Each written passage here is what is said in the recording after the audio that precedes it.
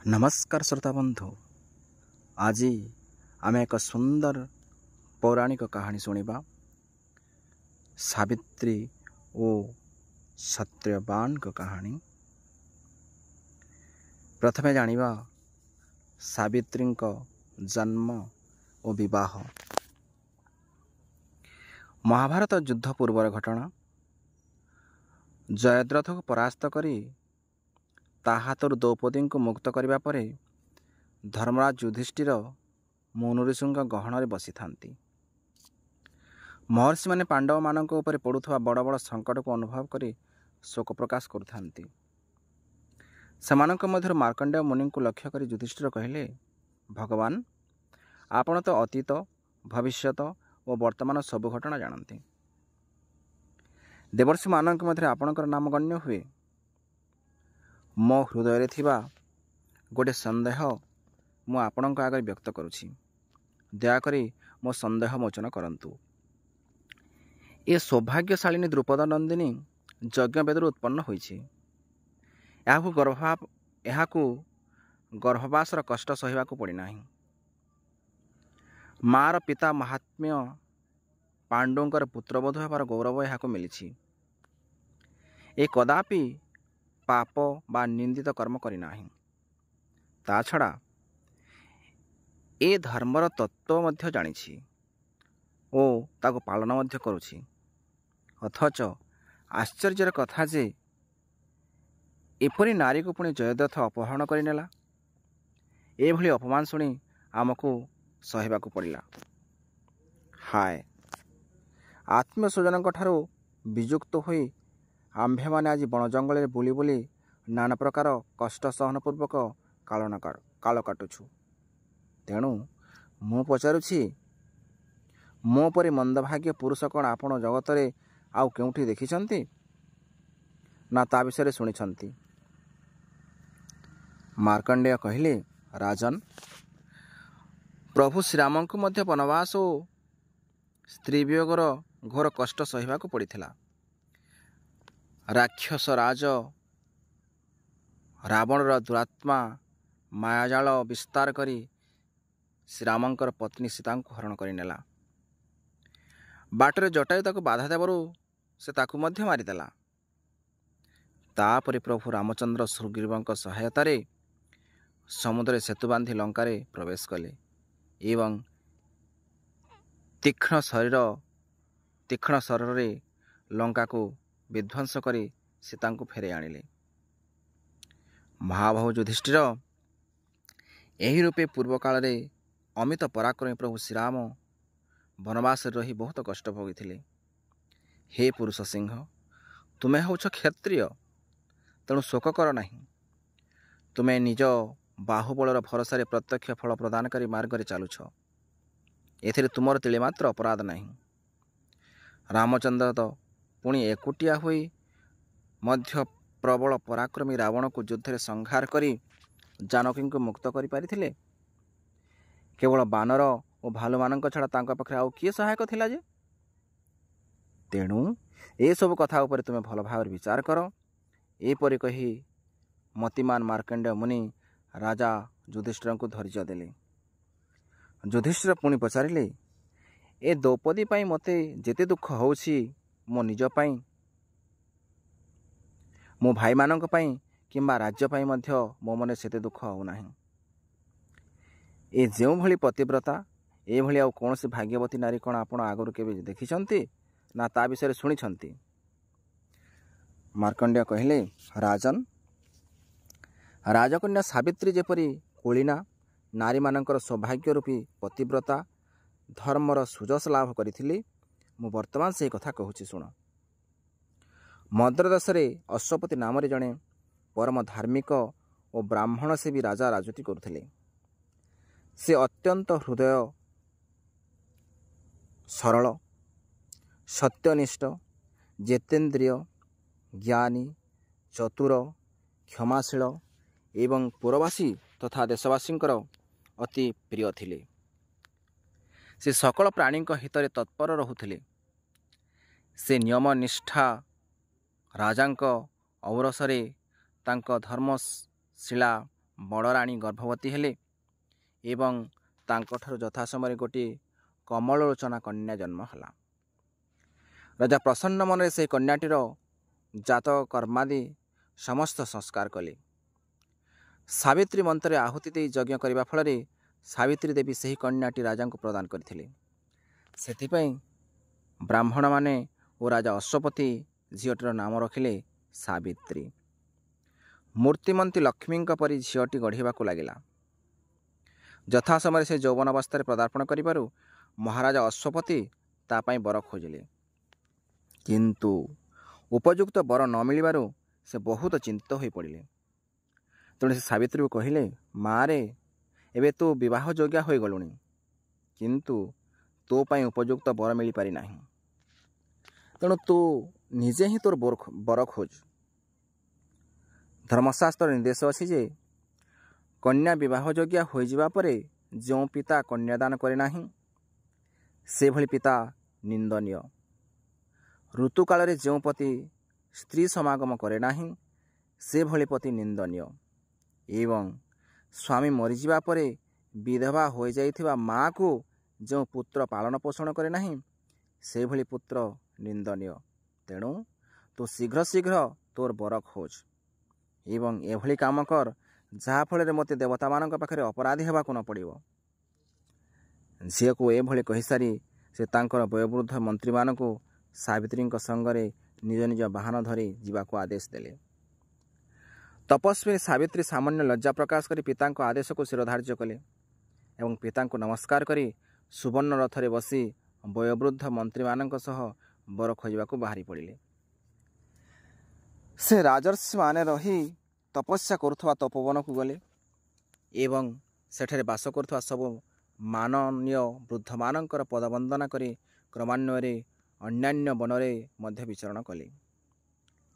ଏହି ରୂପେ ସେ ସମସ୍ତ ତୀର୍ଥମାନଙ୍କରେ ଉତ୍ତମ ବ୍ରାହ୍ମଣମାନଙ୍କୁ ଧନଦାନ କରି ନାନା ଦେଶରେ ଭ୍ରମଣ କଲେ। ହେ ରାଜନ୍, ଦିନେ ମଦରାଜ ଅଶ୍ୱପତି ଆପଣା ସଭାଭବନରେ ବସି ଦେବର୍ଷି ନାରଦଙ୍କ ସଙ୍ଗେ ବାର୍ତ୍ତାଳାପ କରୁଥିଲେ। ଠିକ୍ ସେତିକିବେଳେ ମନ୍ତ୍ରୀମାନଙ୍କ ସହ ସମସ୍ତ ତୀର୍ଥରେ ବିଚରଣ କରିସାରି ସାବିତ୍ରୀ ଆସି ପହଞ୍ଚିଲେ। ସେଠାରେ ପିତାଙ୍କ ସଙ୍ଗେ ମହର୍ଷି ନାରଦ ବସିଥିବାର ଦେଖି ସେ ଯାଇ ଉଭୟଙ୍କ ଚରଣରେ ପ୍ରଣାମ କଲେ। ତାଙ୍କୁ ଦେଖି ନାରଦ ରାଜାଙ୍କୁ ପଚାରିଲେ, ରାଜନ୍, ଆପଣଙ୍କର ଏ କନ୍ୟା କେଉଁଠି ଯାଇଥିଲା ଏବଂ ବର୍ତ୍ତମାନ କେଉଁଠୁ ଆସିଲା? ଇଏ ତ ଯୁବାବସ୍ଥା ପ୍ରାପ୍ତ ହୋଇସାରିଲାଣି, ଆପଣ ଏହାର ବିବାହ କରୁନାହାନ୍ତି କାହିଁକି? ଅଶ୍ୱପତି କହିଲେ, ମୁଁ ତ ଏହାକୁ ସେହି କାର୍ଯ୍ୟ ଉଦ୍ଦେଶ୍ୟରେ ହିଁ ପଠାଇଥିଲି। ଆଜି ହିଁ ଏ ଫେରୁଛି। ସେ କାହାକୁ ବର ରୂପେ ବାଛିଛି ଆପଣ ତାକୁ ପଚାରି ବୁଝୁନାହାନ୍ତି? ରାଜା ସାବିତ୍ରୀଙ୍କୁ ମଧ୍ୟ ସମସ୍ତ ବୃତ୍ତାନ୍ତ ଶୁଣାଇବାକୁ ଅନୁମତି ଦେଲେ। ପିତାଙ୍କ ଆଦେଶରେ ସାବିତ୍ରୀ କହିଲେ, ସାଲ୍ୱ ଦେଶରେ ଦ୍ୟୁମତ୍ସେନ ନାମରେ ଜଣେ ପ୍ରସିଦ୍ଧ ଧର୍ମାତ୍ମା ରାଜା ଥିଲେ। ପରବର୍ତ୍ତୀ କାଳରେ ସେ ଅନ୍ଧ ହୋଇଯାଇଥିଲେ। ତାଙ୍କ ଆଖି ନଷ୍ଟ ହୋଇଯିବାରୁ ଏବଂ ତାଙ୍କ ପୁତ୍ର ଛୋଟ ଥିବାରୁ ସେହି ସୁଯୋଗରେ ତାଙ୍କର ପୁରୁଣା ଶତ୍ରୁ ପଡ଼ୋଶୀ ଦେଶର ରାଜା ତାଙ୍କ ରାଜ୍ୟ ଛଡ଼ାଇ ନେଲେ। ସେହିଦିନଠାରୁ ସେ ନିଜର ପୁତ୍ର ଓ ପତ୍ନୀଙ୍କୁ ସଙ୍ଗରେ ଧରି ବନକୁ ପଳାଇଲେ ଏବଂ ଏବେ ବନରେ ରହି ବଡ଼ ବଡ଼ କଠିନ ବ୍ରତ ପାଳନ ପୂର୍ବକ ତପସ୍ୟା କରୁଛନ୍ତି। ତାଙ୍କର ସେହି ଏକମାତ୍ର ପୁତ୍ର ନାମ ସତ୍ୟବାନ। ସେ ଏବେ ବଡ଼ ହୋଇଗଲେଣି। ସେ ହିଁ ମୋର ବର ହେବାର ଯୋଗ୍ୟ। ମୁଁ ତାଙ୍କୁ ହିଁ ମନେ ମନେ ସ୍ୱାମୀ ରୂପେ ବରଣ କରିଛି। ଏକଥା ଶୁଣି ନାରଦ କହିଲେ, ହେ ରାଜନ୍, ସାବିତ୍ରୀ ବଡ଼ ଭୁଲ କରିଦେଲା। ବଡ଼ ଦୁଃଖର କଥା ଯେ ସାବିତ୍ରୀ ଅସଲ କଥା ନ ଜାଣି କେବଳ ଗୁଣବାନ ବୋଲି ବୁଝି ସତ୍ୟବାନଙ୍କୁ ବରଣ କଲା। ଏ ରାଜକୁମାରଙ୍କର ପିତା ଓ ମାତା ଉଭୟ ସତ୍ୟ ଭାଷଣ କରିଥାନ୍ତି। ତେଣୁ ବ୍ରାହ୍ମଣମାନେ ରାଜକୁମାରର ନାମ ରଖିଲେ ସତ୍ୟବାନ। ରାଜା ପଚାରିଲେ, ଦ୍ୟୁମତ୍ସେନଙ୍କ ସ୍ନେହର ରାଜକୁମାର ସତ୍ୟବାନ କ'ଣ ତେଜସ୍ୱୀ, ବୁଦ୍ଧିମାନ, କ୍ଷମାବାନ ଓ ବୀର ନୁହନ୍ତି? ନାରଦ କହିଲେ, ସେ ଯେ ଗୁଣବାନ ନୁହନ୍ତି ସେ କଥା ନୁହେଁ। ଦ୍ୟୁମତ୍ସେନଙ୍କର ସେହି ପୁତ୍ର ସତ୍ୟବାନ ସୂର୍ଯ୍ୟଙ୍କ ପରି ତେଜସ୍ୱୀ, ବୃହସ୍ପତିଙ୍କ ପରି ବୁଦ୍ଧିମାନ, ଇନ୍ଦ୍ରଙ୍କ ପରି ବୀର, ପୃଥିବୀ ପରି କ୍ଷମାଶୀଳ, ରନ୍ତିଦେବଙ୍କ ପରି ଦାନୀ, ଉଶିନରଙ୍କ ପୁତ୍ର ଶିବୀଙ୍କ ପରି ବ୍ରହ୍ମଣ୍ୟ ଓ ସତ୍ୟବାଦୀ, ଯଜାତିଙ୍କ ପରି ଉଦାର, ଚନ୍ଦ୍ରଙ୍କ ପରି ପ୍ରିୟଦର୍ଶନ ଏବଂ ଅଶ୍ୱିନୀ କୁମାରଙ୍କ ପରି ଅଦ୍ୱିତୀୟ ରୂପମାନ। ସେ ଜିତେନ୍ଦ୍ରିୟ, ମୃଦୁ ସ୍ୱଭାବଶୀଳ, ବୀର ଓ ସତ୍ୟବାଦୀ। ସେ ଖୁବ୍ ମେଳାପୀ, ଈର୍ଷାଶୂନ୍ୟ, ଲଜ୍ଜାବନ୍ତ ଓ ତେଜସ୍ୱୀ। ତପ ଓ ସୁଶୀଳ ଭିତରେ ବଢ଼ିଥିବା ବ୍ରାହ୍ମଣମାନେ ସଂକ୍ଷେପରେ ତାଙ୍କ ବିଷୟରେ କହିଥାନ୍ତି ଯେ ତାଙ୍କ ଭିତରେ ସରଳ ଓ ସରଳତା ନିତ୍ୟ ନିବାସ କରେ ଏବଂ ସେ ସରଳତାରେ ଅବିଚଳ ରୂପେ ପ୍ରତିଷ୍ଠିତ ହୋଇଯାଇଥାନ୍ତି। ଅଶ୍ୱପତି କହିଲେ, ଆପଣ ତ ତାଙ୍କୁ ସମସ୍ତ ସଦ୍ଗୁଣ ସମ୍ପନ୍ନ ବୋଲି କହୁଛନ୍ତି, ତଥାପି ତାଙ୍କଠାରେ କେଉଁ ଦୋଷ ଅଛି ଯାହା ମୋତେ କହନ୍ତୁ। ନାରଦ କହିଲେ, ତାଙ୍କର କେବଳ ଗୋଟିଏ ଦୋଷ ରହିଛି। ସେହି ଗୋଟିଏ ମାତ୍ର ଦୋଷ ହେତୁ ତାଙ୍କର ସମସ୍ତ ଗୁଣ ପରାଭୂତ ହୋଇଯାଇଛି। ତାହା ଏପରି ଏକ ଦୋଷ ଯେ କୌଣସି ପ୍ରକାରେ ତାହାର ନିବାରଣ କରିବା ମଧ୍ୟ ଅସମ୍ଭବ। ସେହି ଦୋଷଟି ହେଲା, ଆଜିଠାରୁ ଗୋଟିଏ ବର୍ଷ ପରେ ସତ୍ୟବାନଙ୍କର ଆୟୁ ସମାପ୍ତ ହୋଇଯିବ। ଏହା ଶୁଣି ରାଜା ସାବିତ୍ରୀଙ୍କୁ କହିଲେ, ମା ସାବିତ୍ରୀ, ଶୁଣ, ତୁ ଆଉ ଥରେ ଯା ଏବଂ ଆଉ କାହାକୁ ବର ରୂପେ ଚୟନ କର। ଦେବଶ୍ରୀ ନାରଦ କହୁଛନ୍ତି ଯେ ସତ୍ୟବାନ ହେଉଛନ୍ତି ଅଳ୍ପାୟୁ, ମାତ୍ର ବର୍ଷେ ପରେ ସେ ମରିଯିବେ। ସାବିତ୍ରୀ କହିଲେ, ବାପା, କାଠ ବା ପଥର ଭାଙ୍ଗିଗଲା ବେଳେ ଥରେ ମାତ୍ର ତା ମୂଳଖଣ୍ଡରୁ ପୃଥକ ହୁଏ। କନ୍ୟାଦାନ ଥରେ ମାତ୍ର କରାଯାଇଥାଏ ଏବଂ ମୁଁ ଦାନ କଲି, ଏଭଳି ସଂକଳ୍ପ ଥରେ ମାତ୍ର ହିଁ କରାଯାଏ।